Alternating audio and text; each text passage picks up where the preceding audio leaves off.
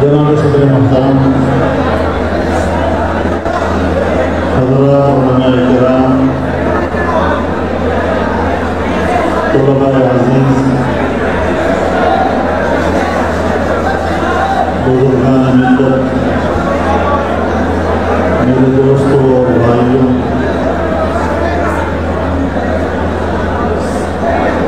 میرے لیے سعادت کی بات ہے کہ میں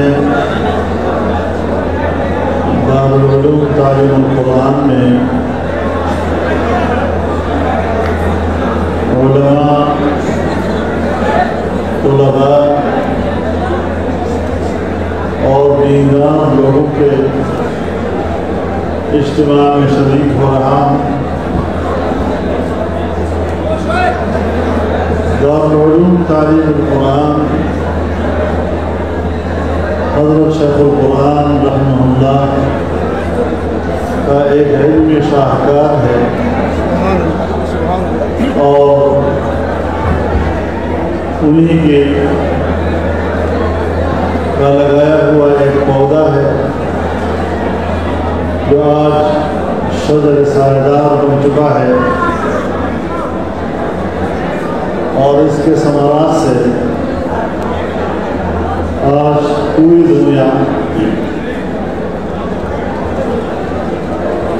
فائدہ حاصل کر رہی ہے۔ یہ وہ مرکز ہے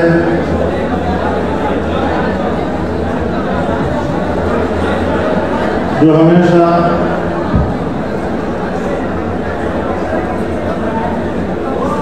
توحید کے درس اور شرک و بدعت کے خلاف ایک کھلا محاذ رہا ہے۔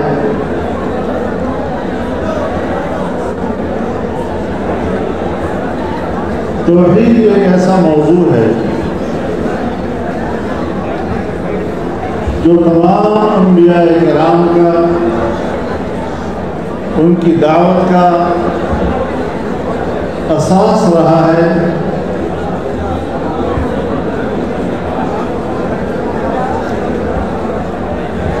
جناب رسول اللہ صلی اللہ علیہ وسلم پر یہ دعوت تمام ہو گئی۔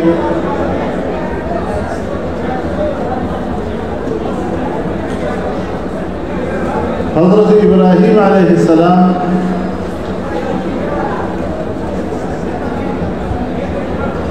جن کی ساری زندگی توحید کے لیے گزری، بندے کا تعلق اپنے رب سے جوڑنے میں گزری، اور اس پاداش میں آگ میں جھونک دیے گئے۔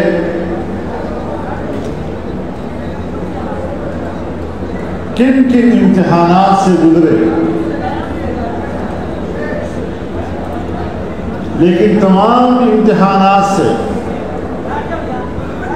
کامیابی کے ساتھ گزرنے کے بعد اللہ تعالیٰ نے آپ کو امامت کبریٰ عطا کی، تمام انسانیت کے امام بنا دیے گئے۔ وَإِذِ ابْتَلَىٰ إِبْرَاهِيمَ رَبُّهُ بِكَلِمَاتٍ فَأَتَمَّهُنَّ قَالَ إِنِّي جَاعِلُكَ لِلنَّاسِ إِمَامًا۔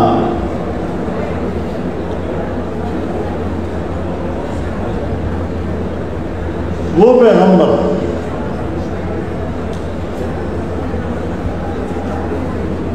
جو ساری زندگی توحید کی بات کرتا رہا، شرک کے خلاف لڑتا رہا،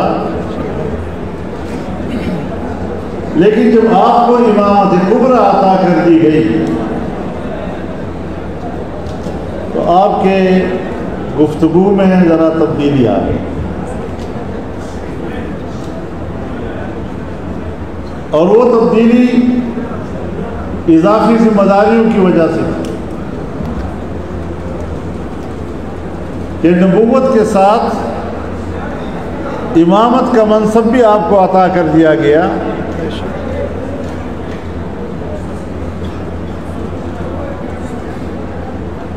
اب جب لوگوں کی امامت کی ذمہ داری بھی آپ کو دے دی گئی تو دیکھنا یہ ہے کہ آپ کی ترجیحات کیا تھی۔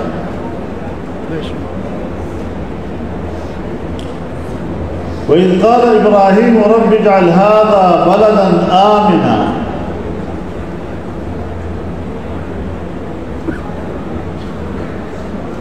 اے میرے رب اس شہر کو امن کا شہر بنا دے، اور جب امن کی بات آئے گی تو آپ یہ بات سمجھ لیں کہ تین چیزوں کو تحفظ دینے سے امن آتا ہے۔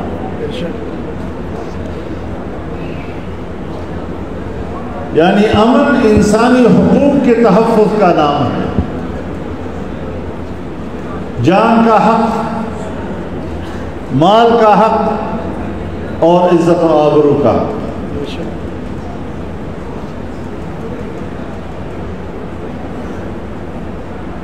اور یہ اصول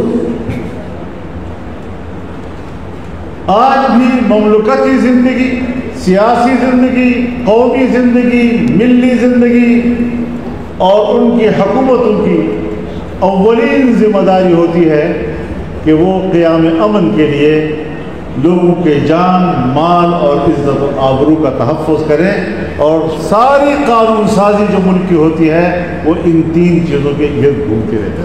بے شک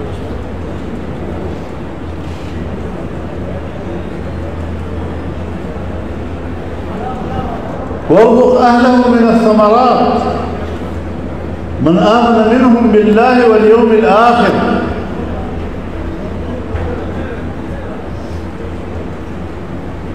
اور اس شہر کے لوگوں کو اچھا رزق عطا فرما، پھل فروٹ نصیب فرما، خوشحال معیشت ان کی نصیب ہو۔ لیکن آپ نے صرف ایمان والوں کے لیے یہ دعا کی، تو اللہ تعالیٰ نے فرمایا نہیں، اس دنیا میں تو کافروں کو بھی دوں گا۔ قال ومن كفر فأمتعه قليلا، لفظ متاع جہاں آتا ہے، تمتع جہاں آتا ہے، تھوڑے وقت کے لیے ایک فائدہ حاصل کرنے کے نام سے آتا ہے۔ تو اس دنیا میں تو میں کافر کو بھی دوں گا، اس دنیا میں بھی جو اللہ تعالیٰ نے نعمتیں پیدا کی ہیں،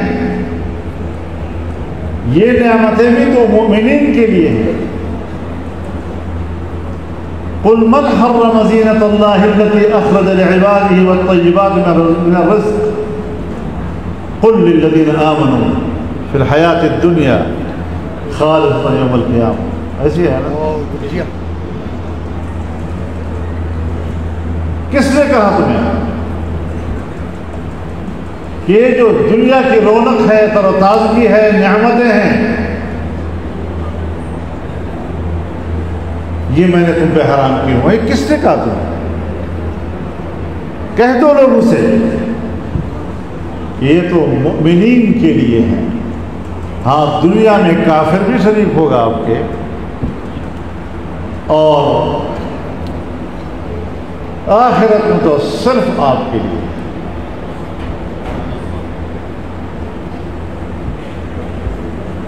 یہاں کچھ علماء ایک سوال اٹھاتے ہیں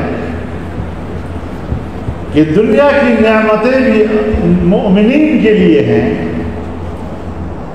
تو مشاہدہ یہ ہے اس وقت کا کہ ہمیں تو یہ نعمتیں کفار کی دنیا میں زیادہ نظر آتی ہیں، مسلمان دنیا تو نعمتوں سے محروم ہے، وہ تو بھیک مانگتی ہے ان سے، تو یہ بات ذہن میں رہے کہ اللہ تعالیٰ نے ایمان والوں کا ذکر کیا ہے، مؤمنین کا ذکر کیا ہے۔ اگر ایمان آپ کا مضبوط ہے تو نعمت آپ کے لیے، اور جب ایمان کا رشتہ کمزور ہو جائے گا تو پھر کفر کی دنیا اس پر قبضہ کرے گی۔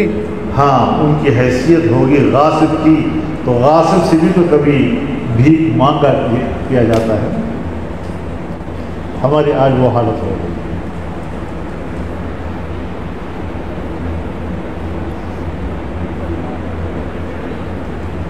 تو سب سے پہلی بنیادی چیز کہ ایمان والے، اور اب جب ابراہیم علیہ السلام امام ہیں اور جناب رسول اللہ صلی اللہ علیہ وسلم نے فرمایا، پریشان نہ کرو، کانت بنی اسرائیل تسوسهم الانبیاء،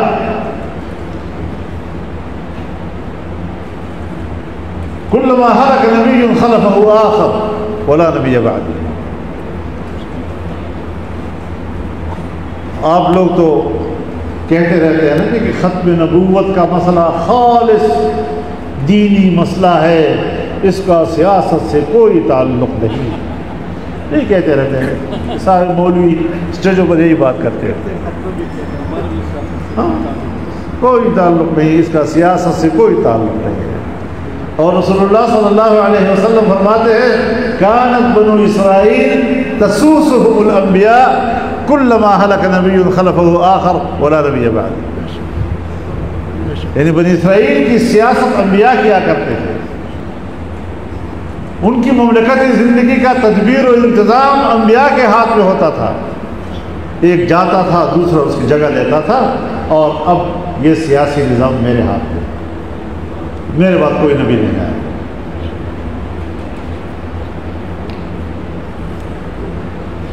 تو دین اسلام کا یہ جامع پہلو، یہ بھی تو مد نظر رہنا چاہیے۔ جب حضرت ابراہیم امام ہیں اور رسول اللہ صلی اللہ علیہ وسلم دین ابراہیمی پہ ہیں اور خود کو حضرت ابراہیم کا جانشین کہتے ہیں،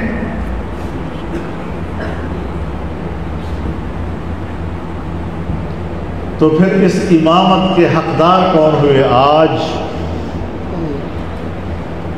بڑے آپ اسٹیجوں پر مسئلے سناتے، العلماء ورثۃ الانبیاء، یہاں امامت کبریٰ کے منصب پر مولوی کہاں چلا جاتا ہے؟ اس کو یہاں پر اپنی امامت کا حق کیوں نظر نہیں آتا؟ وہ کب اپنے حق کا احساس کرے گا؟ اور اگر ان دنیا داروں کی وجہ سے انسانیت گمراہ ہو جائے اور عام آدمی یہ سمجھے کہ بس یہ ووٹ کا حق اور حکومت کا حق یہ تو انہی دنیا داروں کا ہے، مولوی صاحب کا سیاست سے کیا تعلق؟ آپ بتائیں کہ قوم کی اس گمراہی کا ذمہ دار آپ حضرات نہیں ہوں گے؟ کون ذمہ دار ہوگا اس کا؟ کب ہم اس بات کا احساس کریں گے؟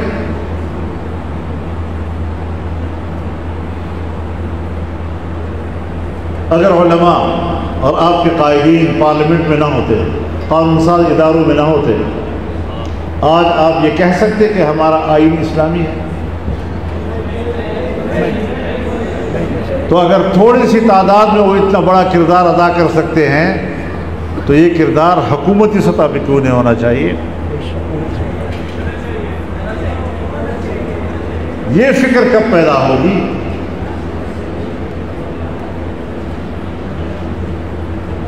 یاد رکھیں، توحید یہ آغاز ہے، یہ ابتدا ہے، یہ اساس ہے، اور اللہ کی طرف سے جو نظام آتا ہے اس نظام کی حاکمیت یہ اس کا انجام ہے۔ اگر حاکمیت تک نہیں پہنچتا یہ نظام تو پھر آپ اس کو کیسے کہہ سکتے ہیں الیوم اکملت لکم دینکم؟ کس بنیاد پر اکمال دین کا آپ دعویٰ کریں گے؟ ہمارے اکابر، ہمارے علماء تشریح کرتے ہیں اس آیت کی، الیوم اکملت لکم دینکم، آج میں نے تمہارا دین تمہارے لیے مکمل کر دیا ہے۔ اور تکمیل دین یہ بے اعتبار تعلیمات و احکامات کے انسانیت کے لیے قرآن آخری تعلیم ہے۔ جناب رسول اللہ صلی اللہ علیہ وسلم قرآن کے اول شارح ہیں،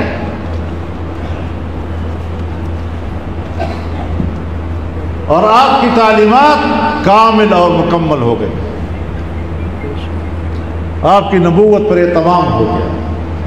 لیکن وہ اتممت علیکم نعمتی، اور میں نے تم پر اپنی نعمت تمام کر دی۔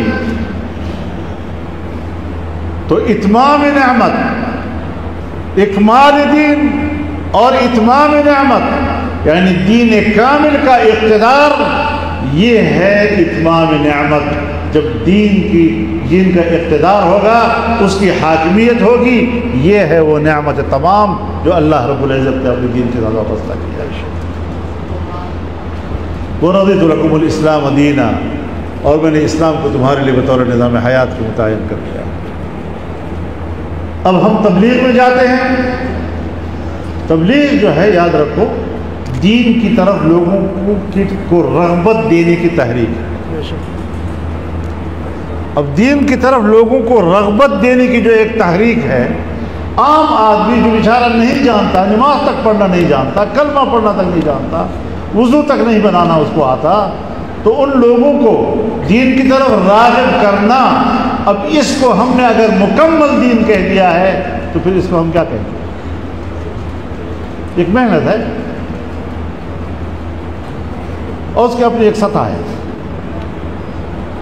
ایک شعبہ انہوں نے سنبھالا ہوا ہے، دعوت اور وہ بھی 5-6 باتوں کی۔ انہوں نے تو یہ منوا لیا ہے کہ یہ اللہ کا راستہ ہے، یہ دین کا کام ہے، یہ اسلام کو ملک حاکمیت اور بطور ایک حاکم نظام کے، یہ آپ لوگ کب سمجھائیں گے پبلک کو؟ بس مولوی صاحب سیاست کرتا ہے، جب سیاست کرتا ہے تو پھر مسلم لیگ کی سیاست، پیپل پارٹی کی سیاست، پی ٹی آئی کی سیاست، جمعیت کی سیاست برابر ہے۔ بتاؤ، اور بھائی سیاست تو ابو جہل بھی کرتا تھا، سیاست تو نمرود بھی کرتا تھا، سیاست تو فرعون بھی کرتا تھا، لیکن کیا فرعون اور موسیٰ کی سیاست ایک برابر ہوگی؟ نمرود اور ابراہیم کی سیاست ایک برابر ہوگی؟ ابو جہل کی سیاست اور رسول اللہ کی سیاست ایک برابر ہو گئی؟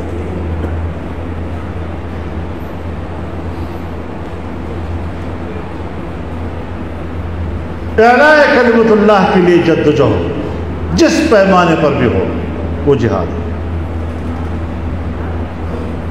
اور اس کے علاوہ کوئی جہاد نہیں۔ خود رسول اللہ صلی اللہ علیہ وسلم نے تعین کر دیا۔ لیکن دنیا دار کی سیاست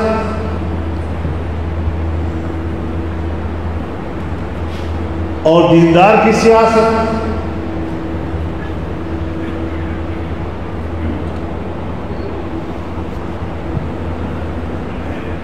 رسول اللہ صلی اللہ علیہ وسلم کو اللہ تعالیٰ نے حکم دیا، وَلَا تُطِعْ مَنْ أَغْفَلْنَا قَلْبَهُ عَنْ ذِكْرِنَا وَاتَّبَعَ هَوَاهُ، کہ جن کے دلوں کو میں نے اپنے ذکر سے خالی کر دیا ہے، صرف دنیا ہی ان کے دلوں میں بھری ہوئی ہے، اور صرف اپنی خواہشات کی تابعداری کرتے ہیں، ان کی پیچھے نہ چلا کرو۔